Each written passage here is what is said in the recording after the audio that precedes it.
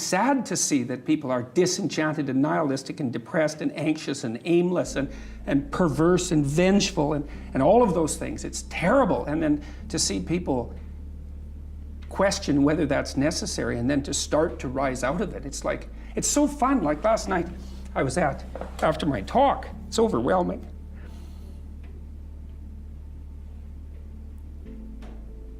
I don't usually think about these things, but I was after my talk last night, and so all these people line up, and they have their 15 seconds with me, and they're kind of tentative. They're excited and attentive when they come up to talk to me, and then they have 15 seconds of time to tell me something. I'm really listening to them, and they're hesitant about whether or not to share the good news about their life, and I think it's often because when people share good news about their life, people don't necessarily respond positively. They don't get encouragement. And people need so little encouragement. It's just unbelievable. And so they'll tell me something good, and I think, oh, that's so good. Somebody says, oh, I'm getting along way better with my father. I hadn't seen him for 10 years, and now we get along. It's like, God, great. Yeah. And the power of that, you can't overstate the power of that for individuals to get their life together. The individual is an unbelievably powerful force, and every single person who gets their act together a little bit has the capacity to spread that around them. It's a chain reaction, and so it's a lovely thing to see. You have to treat yourself like you matter, because if you don't, then you don't take care of yourself, and you become vengeful and cruel, and you take it out on people around you, and you're not a positive force. None of that's good. So you suffer more, and so does everyone around you. And there's a malevolence that enters into it. None of that's good. So that's what happens if you don't treat yourself like you matter. And then, well, what happens if you don't treat other people like they matter? Well, you lie to them, you cheat them, you steal, you enter into impulsive relationships with them. They can't trust you. That doesn't go anywhere. They don't like you. You end up alone at best, and maybe like incarcerated at worst. Like, that doesn't work. And so you watch the people around you who thrive, regardless of what they say. They act out the proposition that everyone matters. And then you have a functional society. And I think, okay, well, if when you act out the proposition that everyone matters, you have a functional society, maybe that's evidence that that proposition is true. It's like, I think it's true. One of the things that's really interesting about the Old Testament is that, and the Jews in the Old Testament, is that they don't take the path of Cain. Every time they're walloped by God, which is like fairly frequently, they say, we must have done something wrong and we have to set ourselves right. And that's an unbelievably heroic attitude, because that's the alternative to cursing fate. It's like you take the responsibility for failure onto yourself, and you think, well, if I just had my act together a little bit more, if I took advantage of every opportunity that was put in front of me, if I wasn't resentful and bitter, then I could have done something that would have tilted the situation in a different direction. And like, that's almost inevitably true. Dostoevsky, I think, said something like, every man is responsible for everything that happens to him and everything that happens to everyone else. And that's, it's a crazy statement, right? It's a crazy statement. And he was a pretty extreme person in many, many ways. But there's a level at which that's metaphysically true, because what happens is that it's failure to act often that's the most catastrophic. It's to not do the right thing when the situation presents itself, and it's very specific. You're constantly in situations where you could do the right thing if you were willing to take a risk that's actually of relatively moderate size, and you know that you could take the risk, and you know that you should take the risk, and you don't. And that happens to people all the time. And then what happens is the thing that they didn't oppose grows a little bit, and they shrink a little bit, and that starts a loop, hey? Psychologists have been, not all psychologists, obviously, but the psychological profession is neck deep in this pathology, has been beating the self-esteem drum for 50 years. Oh no, you're okay, you should feel good about yourself. Like, you're fine the way you are. It's like you think, well, that's a calming message for people. It's like, no, it's not.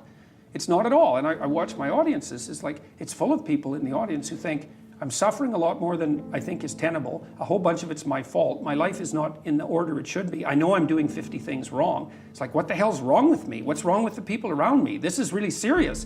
And some, well-meaning person comes up and says, you're okay just the way you are. It's like, no one wants that message. It's like, no, I'm not okay the way I am. I'm not okay at all the way I am. I know that. And so, when I'm speaking when I'm speaking now, I say to people, well, you're nowhere near what you could be. That's the positive message. It's like, yeah, you're a mess, but you don't have to stay that way. If you're a mess, you know it, obviously. You're suffering away like so much you can barely tolerate it. It's like, that's okay. You could do something about it. And that's the thing that turns the lights on. It's like, you could do something about it. It's like, there's a line in the New Testament that's relevant to that. Do not cast pearls before swine. And what that means is that if people are not listening to you, stop talking to them. And that is the best piece of advice that I can give you. And what happens is that if you stop talking to people who aren't listening to you and start watching them instead, they will tell you what they're up to. But so if you have things to say them, but you find people that will listen, talk to them. The ones who aren't listening, pull back. Because you're devaluing what you have to say by offering it to an audience that does nothing but reject it. And that's a good guideline to life in general. So, you're harmless, you're not virtuous. You're just harmless. You're like a rabbit. A rabbit isn't virtuous. It just can't do anything except get eaten. It's not virtuous. If you're a monster and you don't act monstrously, then you're virtuous. But you also have to be a monster. Well, you see this all the time. Harry Potter's like that too. It's like he's flawed, he's hurt, he's got evil in him. He can talk to snakes, man. He breaks rules all the time. All the time. He's not obedient at all. But he has a good reason for breaking the rules. And if he couldn't break the rules, him and his little clique of rule-breaking, troublemakers, if they didn't break the rules, they wouldn't attain the highest goal. So it's very peculiar, but it's a very, very, very, very common mythological notion. The hero has to be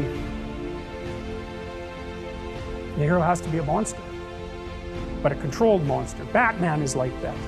It's everywhere. It's the story you always hear. I know you stated in the last lecture that the importance for setting aims in life and to kind of have goals to work towards, right? So my question was, how do you do that if you don't know where you want to go? Because that's kind of where I got stuck on your future authoring program. Okay, that's a good question. That's a really good question. So there's this notion in the Old Testament that morality is following a sequence of prohibitions. There's a bunch of bad things you shouldn't do, and then basically you're good enough. And I think there's wisdom in that. I think that's kind of where children start, right?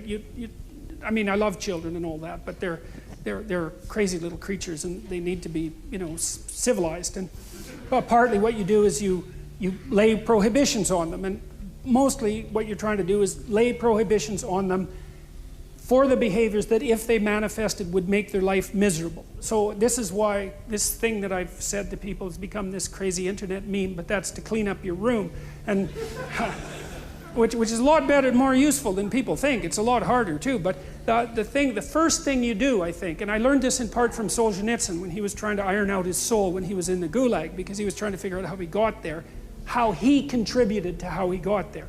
Not Stalin and Hitler, even though they were kind of to blame, but there wasn't much he could do about that.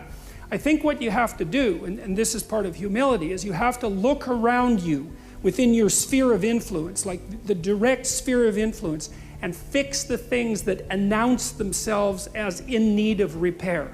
And those are often small things, and they can be like your room. Put it in order, because the thing is, it isn't exactly so important that your room is in order, although it is. What's important is that you learn how to distinguish between chaos and order, and to be able to act in a manner that produces order. And I think you can do something as simple as just sit on your bed and think, okay, there's probably like 5 things I could do today so that tomorrow morning is slightly better than this morning was, or at least I'm not falling behind. And those will usually be It's like having to eat a toad in the morning, right? It's like, it's not going to be something you want to do. There'll be things you're trying to avoid. They're snakes, essentially. But if you ask yourself, like you're asking someone, which I think is a form of prayer, if you ask yourself, instead of telling yourself, you know, what is it that I could do to set things more right today, that I would actually do? It's usually some small thing because you're not that disciplined, you know. Then you can go do it. And then you put the world together a little more when you do that.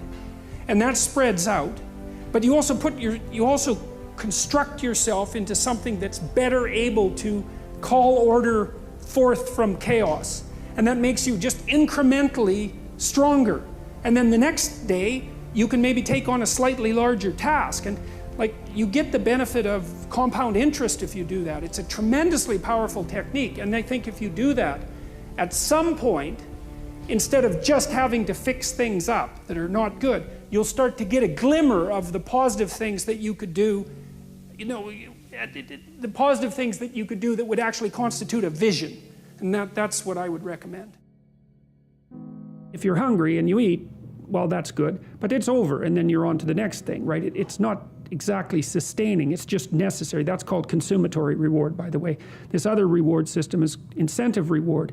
And the incentive reward system works on dopamine, this neurochemical dopamine, which is also the neurochemical tracks that opiates and cocaine and amphetamines, the drugs that people really like to abuse, alcohol often for some people, activate. And so you might say if you don't have enough meaning in your life, then you're more prone to addiction. And that's definitely the case, even with rats. If you take a rat and you put him in a cage by himself and he has nothing to do, and then you give him access to cocaine, he'll get addicted to the point where he won't do anything but take cocaine. But if you throw the rat back in with a bunch of other rats and he gets to do rat things, then it's very hard to get him addicted to cocaine. And so the purposeless rat is prone to addiction. Well, it's the same with human beings. Now, here's a corollary to that, which is really cool. So the magnitude of the reward you experience as you're moving towards a goal is proportionate to the importance of the goal. So that means the more important the goal you pick, the more possibility there is for the kind of reward, let's say, it's really a state of being that is life-affirming, and it is directly life-affirming in that, you know, like if you're in a football game and it's an important football game and maybe you break a finger, and you know, normally that's a problem. It hurts and you're going to stop doing whatever you're doing. But if you're right in the middle of the game, then you'll be so amped up on this reward system that it's analgesic. It stops the pain. It also suppresses anxiety.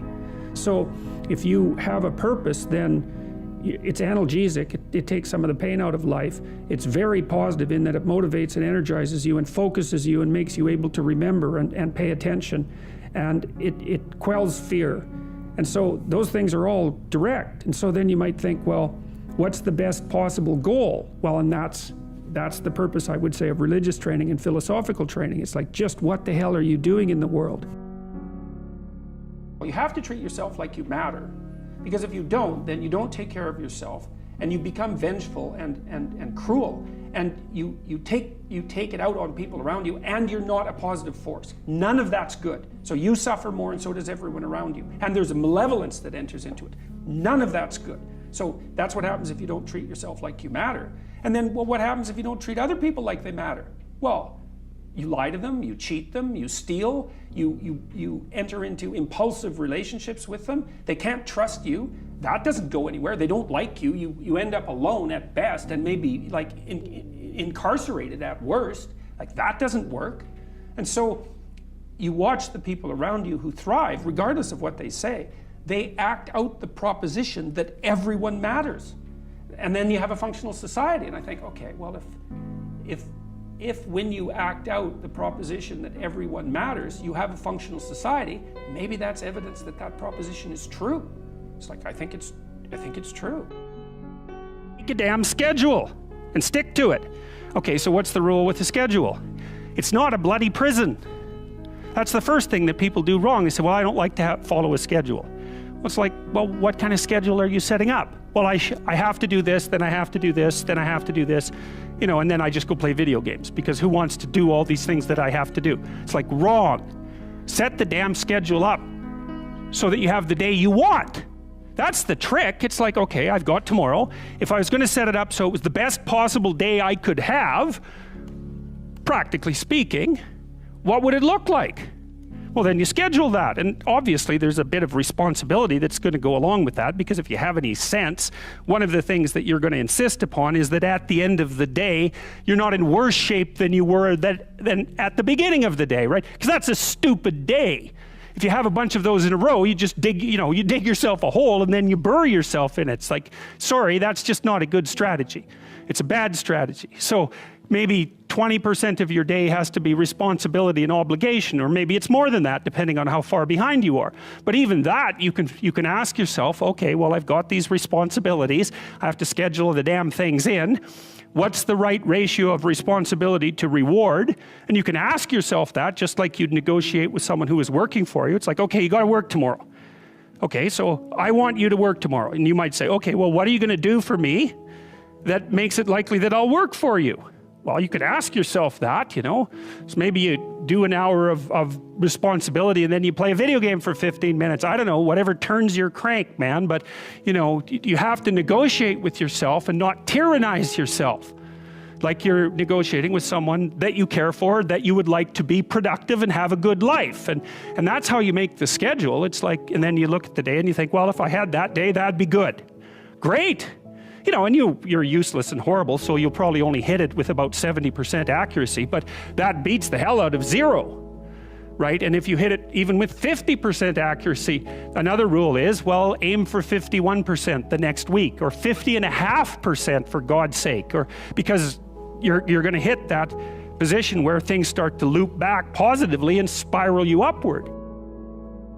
One of the main reasons that people don't get what they want is because they don't actually figure out what it is. And the probability that you're going to get what would be good for you, let's say, which would even be better than what you want, right? Because, you might be wrong about what you want easily, but maybe you could get what would really be good for you. Well, why don't you? Well, because you don't try.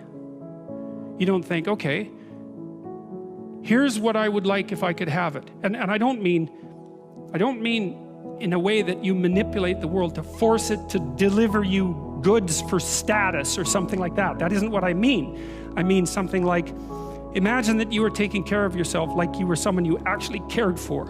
And then you thought, okay, I'm caring for this person. I would like things to go as well for them as possible.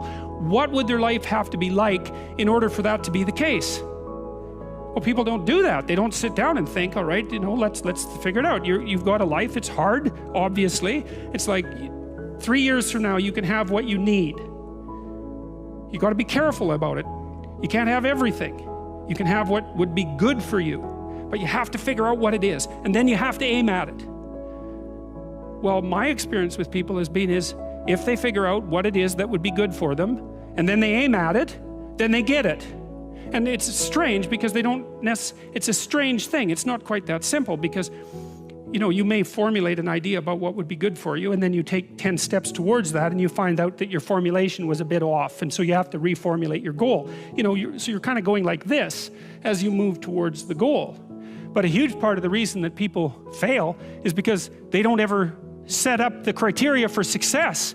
And so since success is a very narrow line and very unlikely, the probability that you're going to stumble on it randomly is 0.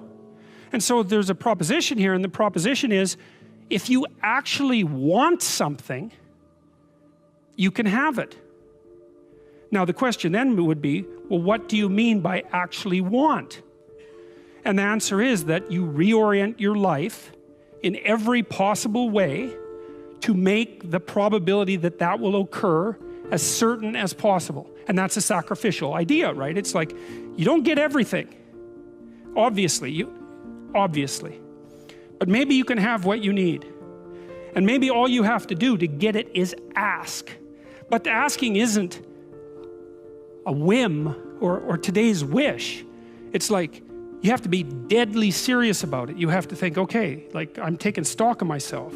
And if I was going to live properly in the world and I was going to set myself up such that being would justify itself in my estimation, and I don't mean as a harsh judge, exactly what is it that I would aim at? Sit on your bed one day and ask yourself, what remarkably stupid things am I doing on a regular basis to absolutely screw up my life? And if you actually ask that question, but you have to want to know the answer, right? Because that's actually what asking the question means. It doesn't mean just mouthing the words. It means you have to decide that you want to know. You'll figure that's out so fast it'll make your hair curl. Stop doing the things that you know are wrong that you could stop doing. Right? So it's a fairly limited attempt. First of all, we're not going to say that you know what the good is or what the truth is in any ultimate sense. But we will presume that there are things that you're doing that for one reason or another you know are not in your best interests. There's something about them that you just know you should stop. They're kind of self-evident to you. Other things you're going to be doubtful about. You're not going to know which way is up and which way is down. But there are things that you're doing that you know you shouldn't do. Now, some of those you won't stop doing for whatever reason. You don't have the discipline, or maybe there's a secondary payoff, or you don't believe it's necessary, or it's too much of a sacrifice, or you're angry or resentful or afraid. Who knows? So forget about those for now. But there's another subset that you could stop doing. It might be a little thing. Well, that's fine. Stop doing it and see what happens. And what'll happen is your vision will clear a little bit. And then something else will pop up in your field of apprehension that you will also know you should stop doing, and that you could stop doing, because you've strengthened yourself a bit by stopping doing the particular stupid thing that you were doing before. That just puts you together a little bit more. And you could do that repeatedly for an indefinite period of time. And you know, that doesn't necessarily mean that you're going to ever be able to formulate a clear and final picture of what constitutes the truth and the good. But it does mean that you'll be able to continually move away from what's untruth and what's bad. And you know, that's not a bad start. The next best predictor of lifetime success is conscientiousness. Well, so, and of the two aspects of conscientiousness, say orderliness and industriousness, the better predictor is industriousness. So the question is, well, what can you do about your industriousness? And the answer to that is, well, that's kind of rough too, because there's a strong genetic component. But you can work on micro habits with regards to your conscientiousness. And I think the best micro habits, this is partly to do with this future authoring program processes, I think the best thing you can do with regards to your conscientiousness is to set up some aims for yourself, goals that you actually value. And the future authoring program helps people do that. And basically it does a situational analysis of, it helps you do a situational analysis of your life more than a psychological analysis, I would say. And so the questions are something like, well, all right, you're going to have to put some effort into your life, and you need to be motivated to do that. And so what are the potential sources of motivation? Well, you could think about them in the big five manner. You know, if you're extroverted, you want friends. If you're agreeable, you want an intimate relationship. If you're disagreeable, you want to win competitions. If you're open, you want to engage in creative activity. If you're high neuroticism, you want security. Okay, so those are all sources of potential motivation that you could draw on, that you could tailor to your own, you know, your own personality. But then there are dimensions that you want to consider your life across. And so we ask people about, well, you know, if you could have your life the way you wanted it in 3 to 5 years, if you were taking care of yourself properly, you know, what would you want from your friendships? What would you want from your intimate relationship? How would you like to structure your family? What do you want for your career? Well, how are you going to use your time outside of your job? And how are you going to regulate your mental and physical health, and maybe also your drug and alcohol use? Because that's a good place to auger down, you know, because alcoholism, for example, wipes out, you know, 5 to 10% of people. So you want to keep that under control. And then so maybe, you know, you develop a vision of what you would like your life to be, and that associates the goal. Well, once the goal is established, and then you break down the goal into micro processes that you can implement, the micro processes become rewarding in proportion in relation to their causal association with the goal, and that tangles in your incentive reward system. You know, we talked about the dopaminergic incentive reward system, and that's the thing that keeps you moving forward. And the way it works is that it works better if it produces positive emotion when it can see you moving towards a valued goal. Okay, well, what's the implication of that? Better have a valued goal, because otherwise you can't get any positive motivation working out. And so the more valuable the goal, in principle, the more the micro processes associated with that goal start to take on a positive charge. And so what that means is, well, you get up in the morning and you're excited about the day, you're ready to go. And so as far as I can tell, what you do is you specify your long-term ideal. Maybe you also specify a place you want to stay the hell away from, so that you're terrified to fail as well as excited about succeeding, because that's also useful. You specify your goal. You do that in some sense as a unique individual. You want to specify goals that make you say, oh, if that could happen as a consequence of my efforts, it would clearly be worthwhile. Because the question always is, why do something? Because doing nothing is easy. You just sit there and you don't do anything. That's real easy. The question is, why would you ever do anything? And the answer to that has to be because you've determined by some means that it's worthwhile. And then the next question might be, well, where should you look for worthwhile things? And one would be, well, you could consult your own temperament. And the other would be, well, you kind of look at what it is that people accrue that's valuable across the lifespan. So you do a structural analysis of the subcomponents of human existence, and already did that. You need a family, you need friends. Like, you don't need to have all these things, but you better have most of them. Family, friends, career, educational goals, plans for, time outside of work, attention to your mental and physical health, etc. That's what life is about. And if you don't have any of those things, well, then all you've got left is misery and suffering. So that's a bad deal for you. So once you set up that goal structure, let's say, and that's really in many ways that's what you should be doing at university. That's exactly what you should be doing, is trying to figure out who it is that you're trying to be, right? And you aim at that, and then you use everything you learn as a means of building that person that you want to be. And I really mean want to be. I don't mean should be, even those things are going to overlap. And it's important to distinguish between those, because that's partly, and this is back down to the micro routine analysis. So if I was saying, well, you're going to try to make yourself more industrious. Okay, number one, specify your damn goals, because how are you going to hit something if you don't know what it is? That isn't going to happen.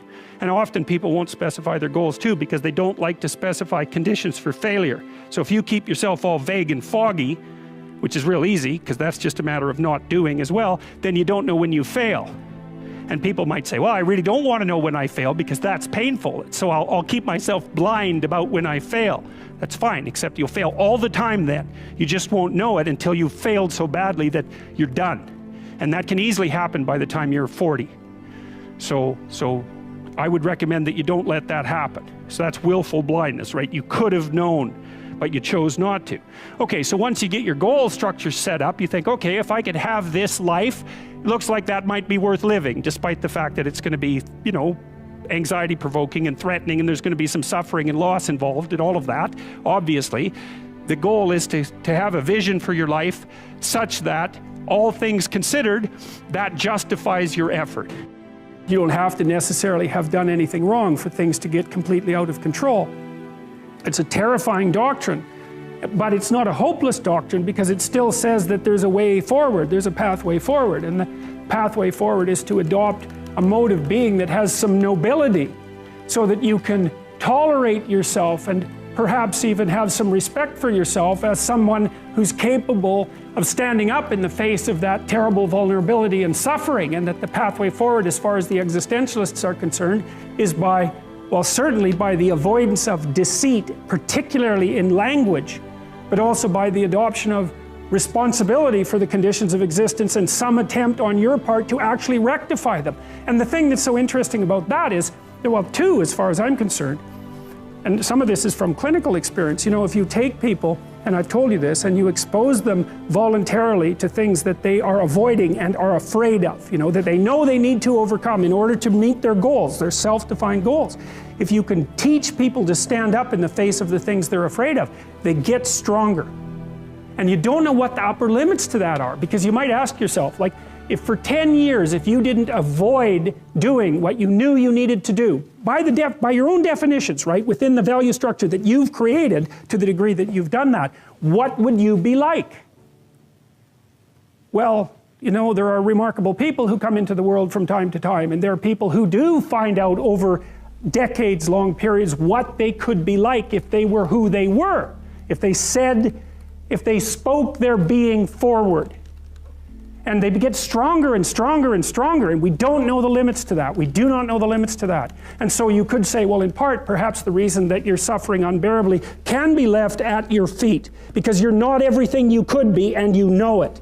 And of course, that's a terrible thing to admit, and it's a terrible thing to consider, but there's real promise in it, right? Because it means that perhaps there's another way that you could look at the world, and another way that you could act in the world, so what it would reflect back to you would be much better than what it reflects back to you now. My experience is with people that we're probably running at about 51% of our capacity. Something, I mean, you can think about this yourselves. I often ask undergraduates how many hours a day you waste, or how many hours a week you waste, and the classic answer is something like 4 to 6 hours a day.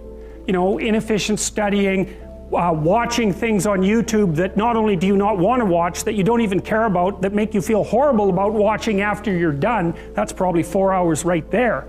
You know, you think, well, that's 25 hours a week, it's 100 hours a month, that's 2.5 full work weeks, it's half a year of work weeks per year. And if your time is worth $20 an hour, which is a radical underestimate, it's probably more like 50 if you think about it in terms of deferred wages.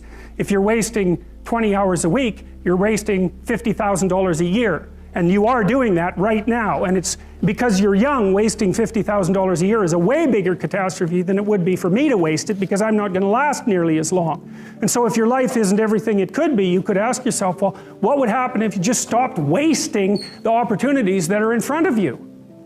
You'd be who knows how much more efficient? 10 times more efficient, 20 times more efficient. That's the Pareto distribution. You have no idea how efficient people get. It's off the charts. Well, and if we all got our act together collectively and stopped making things worse, because that's another thing people do all the time, not only do they not do what they should to make things better, they actively attempt to make things worse because they're spiteful or resentful or arrogant or deceitful or homicidal or genocidal or all of those things all bundled together in an absolutely pathological package. If people stopped really trying just to make things worse, we have no idea how much better they would get just because of that. So there's this weird dynamic that's part of the existential system of ideas between human vulnerability, social judgment, both of which are major causes of suffering, and the failure of individuals to adopt the responsibility that they know they should adopt.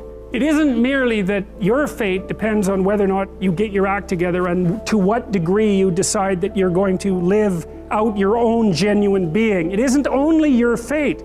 It's the fate of everyone that you're networked with. And so, you know, you think, well, there's 7 billion people in the world. We're going to peak at about 9 billion, by the way, and then it'll decline rapidly, but 7 billion people in the world, and who are you? You're just one little dust mote among that 7 billion, and so it really doesn't matter what you do or don't do, but that's simply not the case. It's the wrong model, because you're at the center of a network. You're a node in a network. Of course, that's even more true now that we have social media. You'll know 1,000 people, at least over the course of your life. And they'll know 1,000 people each, and that puts you one person away from 1 million, and 2 persons away from 1 billion. And so that's how you're connected, and the things you do, they're like dropping a stone in a pond. The ripples move outward, and they affect things in ways that you can't fully comprehend, and it means that the things that you do and that you don't do are far more important than you think. And so if you act that way, of course, the terror of realizing that is that it actually starts to matter what you do. And you might say, well, that's better than living a meaningless existence. It's better for it to matter. But I mean, if you really asked yourself, would you be so sure if you had the choice? I can live with no responsibility whatsoever. The price I pay is that nothing matters. Or I can reverse it and everything matters. But I have to take the responsibility that's associated with that. It's not so obvious to me that people would take the meaningful path. You know, when you say, well, nihilists suffer dreadfully because there's no meaning in their life and they still suffer. Yeah, but the advantage is they have no responsibility. So that's the payoff, and I actually think that's the motivation. Say, well, I can't help being nihilistic. All my belief systems have collapsed. It's like, yeah, maybe. Maybe you've just allowed them to collapse because it's a hell of a lot easier than acting them out. And the price you pay is some meaningless suffering, but you can always whine about that and people will feel sorry for you, and you have the option of taking the pathway of the martyr, so that's a pretty good deal, all things considered, especially when the alternative is to bear your burden properly and to live forthrightly in the world. Well, what Solzhenitsyn figured out, and so many people in the 20th century, it's not just him, even though he's the best example, is that if you live a pathological life, you pathologize your society. And if enough people do that, then it's hell. Really, really. And you can read the Gulag Archipelago if you have the fortitude to do that, and you'll see exactly what hell is like. And then you can decide if that's a place you'd like to visit, or even more importantly, if it's a place you'd like to visit and take all your family and friends. Because that's what happened in the 20th century.